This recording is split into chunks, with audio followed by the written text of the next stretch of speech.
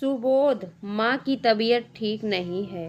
उनका blood pressure high हो गया है और उनका डायबिटीज भी बढ़ गया है।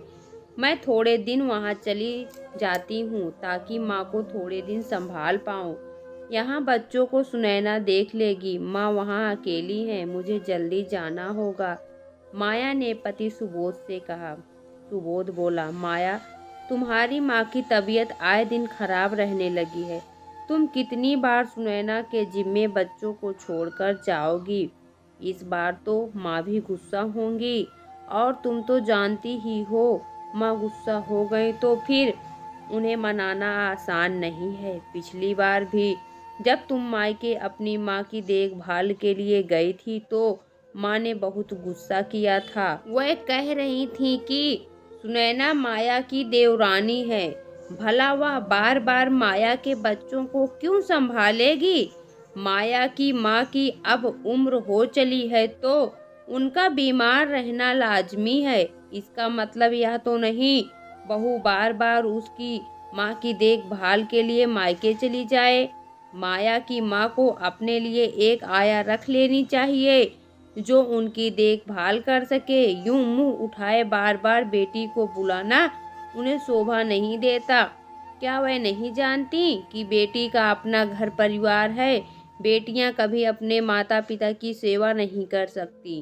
अब बहू का घर यही है, मगर उसे यहाँ से ज्यादा अपने मायके की परवाह है।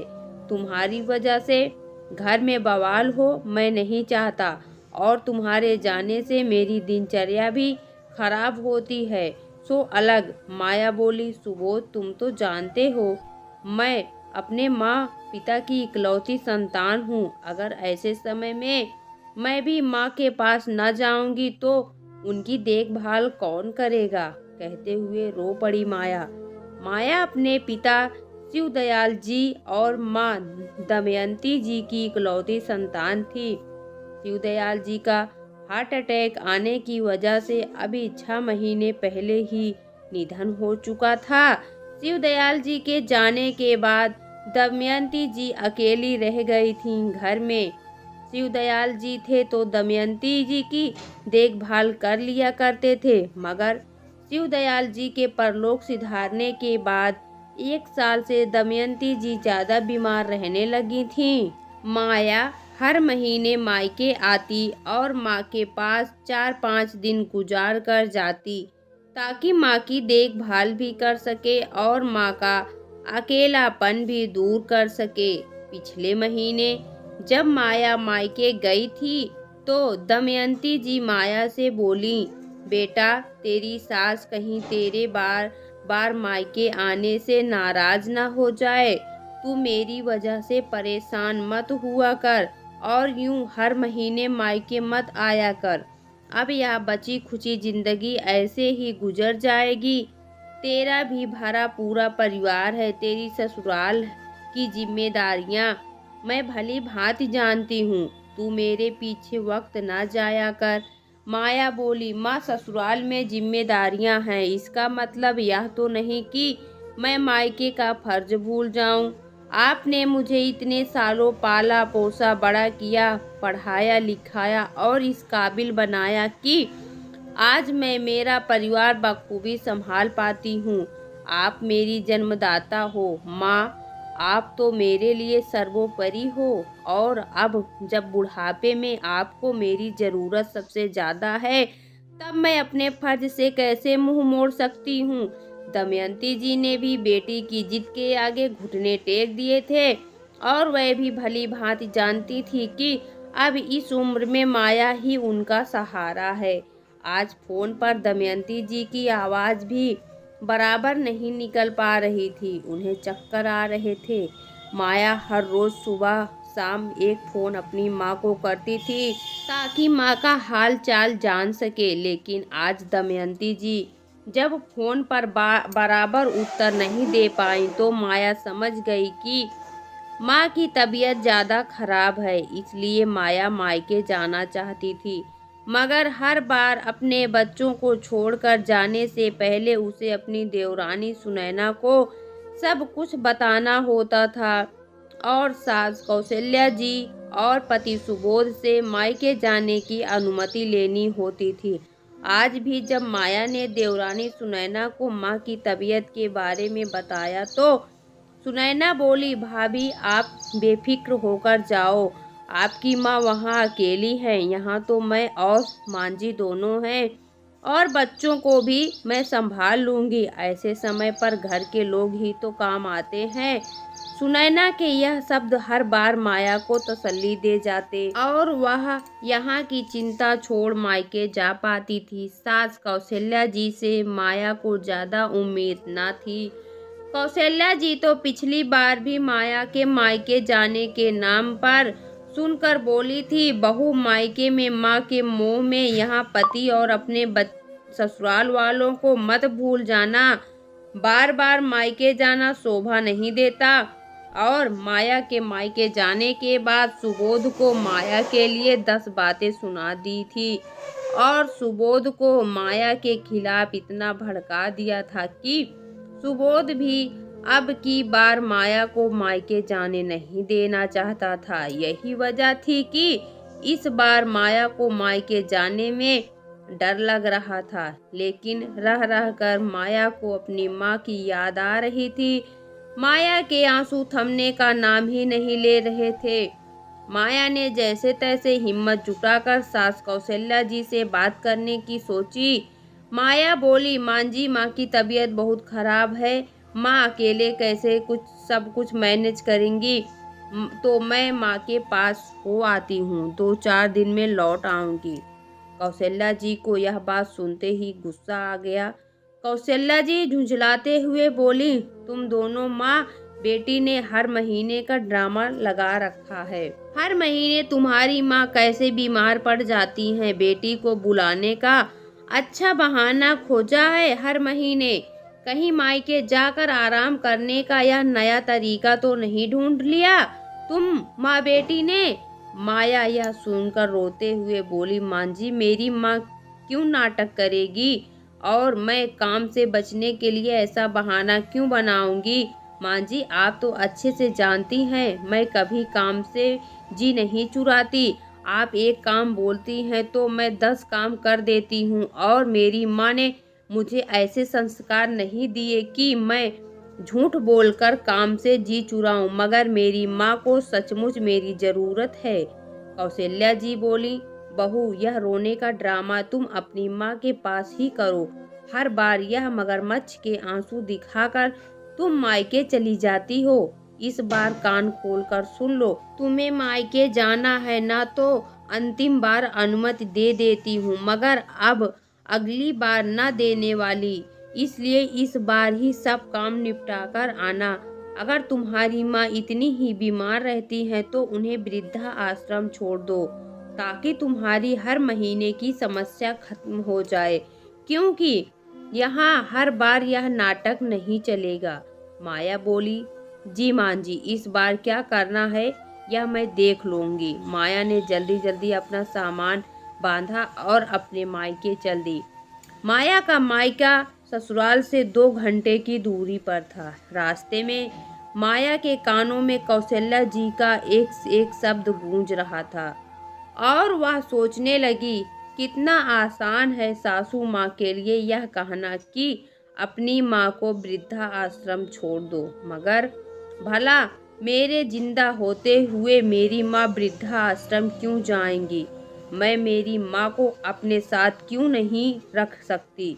क्या बेटी का अपने माँ बाप के प्रति कोई फर्ज नहीं। शादी हो गई तो मतलब वह मायका भूल जाए, माँ बाप को भूल जाए। उतने में बस कंडक्टर की आवाज़ माया के कानों में गूंजी। माया के मायके का शहर आ चुका था। अब माया मायके पहुंची तो देखा माँ सोई हुई थी, बिल्कुल निढाल सी, अकेली। माया बोली, माँ तुमने दवाई खाई। दमयंती जी माया को देखकर जान में जान आ गई। दमयंती जी बोली, बेटा कब से राह देख रही थी तुम्हारी। माया बोली, हाँ माँ मैं भी जल्दी ही आना चाहती थी, मगर आप तो जानती हैं ससुराल की जिम्मेदारियाँ खत्म ही नहीं होती। चलिए हम डॉक्टर के पास जाकर आते हैं। कहकर माया दमयंती जी को डॉक्टर के पास ले गई। डॉक्टर ने सारा चेकअप करने के बाद माया से कहा, दमयंती जी का अकेले रहना अब ठीक नहीं है। माया, इनका ब्लड प्रेशर इस बार इतना बढ़ गया था कि इन्हें पैरालिसिस का अटैक भी आ सकता था। तुम्हें इनका बहुत ध्यान रखना पड़ेगा। अब कोई भी एक इंसान इनके आसपास होना अति आवश्यक है ताकि वह इनका ध्यान रख सके। माया घर आकर मंदिर में बैठकर बोली, हे भगवान, यह कैसी परीक्षा ले रहा है तू? कैसे दो राहे पर आकर खड़ी हो गई हूँ मैं। एक तरफ ससुराल की बेड़ियां और दूसरी तरफ मेरी जन्मदाता मेरी माँ। मैं क्या करूँ? मुझे कुछ समझ में नहीं आ रहा है। एक तरफ माया के आगे सुबोध और सास कौशल्या जी की कड़वी बातें थीं और दूसरी तरफ जन्म देने वाली माँ। माया ने सोच लिया था उसे क्या करना है। अगर ऐसे ही हालातों में उसे किसी एक को चुनना पड़ा तो वह क्या करेगी। मायके आए माया को अभी 3 दिन हुए ही थे कि सुबोध का फोन आ गया। वह बोला, माया, तुम 3 दिन बोलकर गई थी और आज 3 दिन हो गए। तुम कब वापस आ रही हो? यहाँ माँ गुस्सा कर रही हैं। माँ कह रही थी कि इस बार तुम कोई बड़ा फैसला लेकर ही लौटोगी ताकि हम सभी को हर महीने की तकलीफ से छुटकारा मिले। माया बोली, सुबोध, माँ का ब्लड प्रेशर इस बार बहुत बढ़ गया था। अब माँ को अकेले छोड़ना खतरे से खाली नहीं है। इसलिए मैंने फैसला किया है कि इस बार मैं मेरी माँ को अपने साथ वहाँ लेकर आ रही हूँ ताकि मैं ससुराल की जिम्मेदारियां भी निभा पाऊं और अपनी माँ का ध्यान भी रख पाऊं। सुबोध बोला, कैसी पागलों जैसी बात कर रही हो तुम? माया, तुमने मेरी माँ की अनुमति ले ली क्या जो तुम अपनी माँ को यहाँ ला रही हो? माँ को पता चला तो वह और गुस्सा हो जाएंगी। माया बोली, सुबोध, मुझे कोई फर्क नहीं पड़ता। माँ जी को जो बोलना है बोलने दो, मगर इस बार मेरा यह आखिरी फैसला है। कौशल्या जी बेटे का सारा वार्तालाप सुन चुकी थीं। उन्होंने सुबोध से फोन मांगा। सुबोध ने फोन कौशल्या जी को पकड़ा दिया तो कौशल्या जी बोली, बहू, अपनी माँ को यहाँ लाना चाहती हो तुम जानती भी हो समाज क्या कहेगा। हमारी बदनामी होगी सो अलग। भला लड़की की माँ उसके भरे पूरे ससुराल में कैसे रह सकती है। मुझे लगा था तुम समझदार हो, अपनी माँ के हित के लिए कोई ऐसा फैसला लोगी जिससे तुम्हारे ससुराल में भी कोई परेशानी ना आए और तुम्हारी माँ का भी जीवन सुखमय बना रहे। मगर तुम तो अपनी माँ को यहाँ लाने की बात कर रही हो। पहले से यहाँ हम इतने लोग हैं और भला बेटियों की माएँ ससुराल में शोभा देती हैं क्या? आज माया चुप रहने वाली नहीं थी। माया बोली, हाँ माँ जी, शादीशुदा बेटी मायके में अपनी माँ की सेवा करते शोभा नहीं देती। बेटी की माँ अकेली बीमार होने के बावजूद वह बेटी के ससुराल में शोभा नहीं देती तो शोभा देता क्या है, वह भी बता दीजिए। माया बोली, माँ जी, जब 2 बहुएं अलग अलग परिवार से होने के बावजूद भी एक ही घर में रह सकती हैं तो 2 माएँ क्यों नहीं? मैं जितना सह रही हूँ उतना आपने मुझे कठपुतली बनाकर रख दिया है। मेरी अपनी माँ की खराब तबीयत होने के बावजूद मुझे हर पल आपसे और सुबोध से अनुमति लेनी पड़ती है और आप अनुमति देती हैं तब कहीं जाकर मुझे मायके आने को मिलता है। मैं भी इन बेड़ियों से आज़ाद होना चाहती हूँ ताकि मैं अपनी माँ के प्रति मेरे अधूरे फर्ज को निभा पाऊँ। माँ जी, एक माता पिता बड़े अरमानों से अपनी बेटी का हाथ एक लड़के के हाथ में सौंपते हैं। वह चाहते हैं कि उसे वह लड़का और उसके घरवाले बहुत प्यार दें ताकि उसे कभी मायके की याद न सताए। मगर वे बेचारे कहाँ जानते हैं कि ससुराल वाले उनकी बेटी को पल पल का मोहताज बना देते हैं। मायके आने पर ही रोक टोक लगा देते हैं। ऐसे हक जताते हैं जैसे वह उनकी बेटी नहीं कोई वस्तु हो जिसे वह खरीद कर लाए हों, और अब बहू को वही सब कुछ करना होगा जो वह चाहते हैं। बहू की अपनी इच्छाएं, अपनी भावनाएं सभी के परे बस उस पर अपनी इच्छाएं थोप देते हैं। चाहे बहू की इच्छा हो या ना हो, उन्हें कोई फर्क नहीं पड़ता है। उन्हें तो बस छाती ठोकर हक जमाना आता है कि हम ससुराल वाले हैं। यह जवाब सुनकर कौशल्या जी के होंठ सिल गए।